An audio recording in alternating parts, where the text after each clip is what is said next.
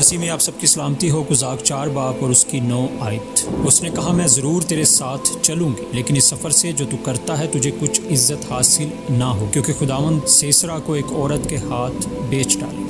दबूरा उठकर बर्क के साथ कादिस को गई। आमीन। ये गैर मामूली आयत है, लेकिन दुनिया में शायद ऐसे लोग होंगे जिनमें इतना ईमान हो कि इसे समझें। बर्क एक आदमी था, उसे जंग लड़ने का हुक्म हुआ, मगर वो अपने अंदर हौसला नहीं पा। चुनाचा वो इसरार कर रहा था कि दबूरा नबिया भी उसके साथ चले। इस पर खुदावंद ने भी फैसला कर लिया कि इससे एक औरत की जंग बना देगा। इस तरह उसने मर्द की बेदिली और ढीलेपन की सरजनिश की और अपने लिए शोहरत हासिल की और अपनी कौम के दुश्मनों को और ज्यादा शर्मसारी से किनार किया। खुदावंद आज भी कमजोर वसाइल को इस्तेमाल कर सकता है। मुझे क्यों नहीं कर सकता? वो ऐसे अफराद को इस्तेमाल कर सकता है जिन्हें अमूमन बड़ी बड़ी अवामी मुहिमों का लीडर नहीं बनाया जाता। तो मुझे क्यों नहीं कर सकता? जिस औरत ने इसराइल के दुश्मन को कत्ल किया वो शीरजन नहीं बल्कि गाय भैंसे पालने वाली एक आम घरेलू औरत थी। क्या खुदा हम में से किसी को अपना इरादा पूरा करने के लिए इस्तेमाल नहीं कर सकता? जिस तरह सीसरा याइल के डेरे पर आ गया, आज कोई हमारे घर में भी आ सकता है। हम उसे कत्ल ना करें बल्कि उसे बचाएं और नजात तक पहुंचाएं। हम कमाल मेहरबानी से उसका खैर मकदम करें और उसके सामने ये मुबारक सच्चाई पेश करें कि खुदावंद यस्सु जो हमारा अजीम इवजी है वो नजात देता है।